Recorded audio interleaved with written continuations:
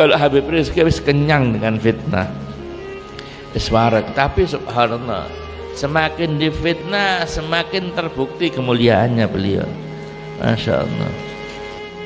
Sampai dikatakan idza aradallahu nasra fadilatin ataha alaihi lisanu hasudi, lisana hasudi. Kalau Allah subhanahu wa ta'ala ingin menjelaskan, ya, ingin menyebarkan keutamaan seseorang, Allah memakai lisan-lisannya orang yang hasud untuk bikin fitnah. Setelah di cross check di ini ternyata nggak seperti itu nanti umat berbalik cinta kepada dia, keutamaannya semakin kelihatan. Ini saya sering ngomong, ini ya Habib, sampai di pertemuan ini cara Allah memperkenalkan ente baru umat manusia. Iya, yang orang tadinya nggak tahu siapa ini, ya yang diopinikan begini, disebutkan begini, ternyata nggak seperti itu. Dan sudah banyak, bukan dulu yang kemakan fitnah, ulama-ulama juga, bukan umat Islam awam kemakan fitnah TV ini. Jadi orang yang akhirnya mestinya dia cintai, dia dukung, dibalik. Sebaliknya orang-orang jahat dikesankan bagus. Ini di akhir zaman ini berita yang paling dipercaya oleh manusia, kata Rasulullah SAW, di akhir zaman berita yang bohong. Dan banyak dajjalun, dajjal. Apa dajjal? Pembohong.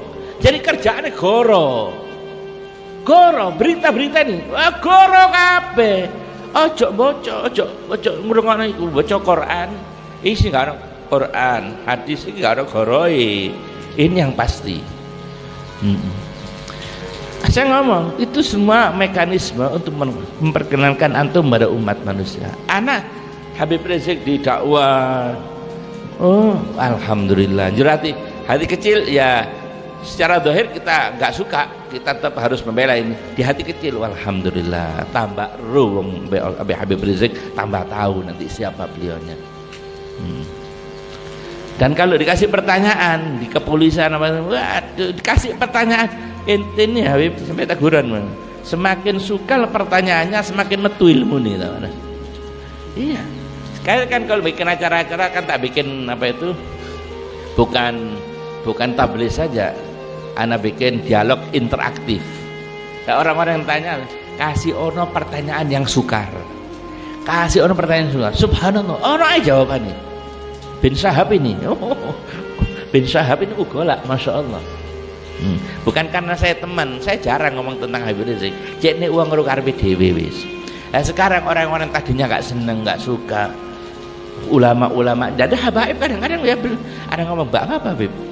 Mereka belum, karena mereka masih harus hati-hati, bukan karena nanti kalau sudah tahu siapa inti baru mereka perlu waktu. Karena ngomong nggak apa-apa, bukan mereka nggak suka atau benci, enggak, karena mereka belum tahu sebenarnya. Masih termakan korban media, masih korban media.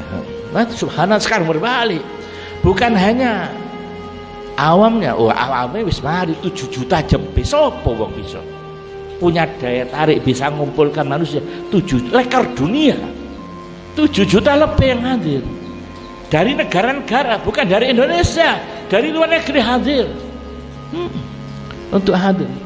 2012 itu luar biasa, nggak pernah terjadi sepanjang sejarah. Nggak, itu revolusi yang ada di Mesir itu nggak sampai segitu orang kumpul. Hanya saja Habib Rizik ini nggak mau pakai kekerasan.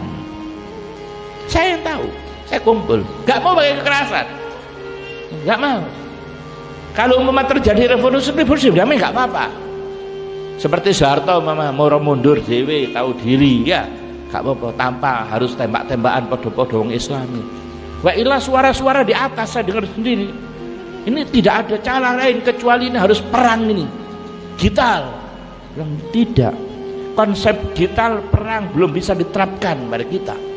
Di situasi ini konsep perang belum bisa diterapkan.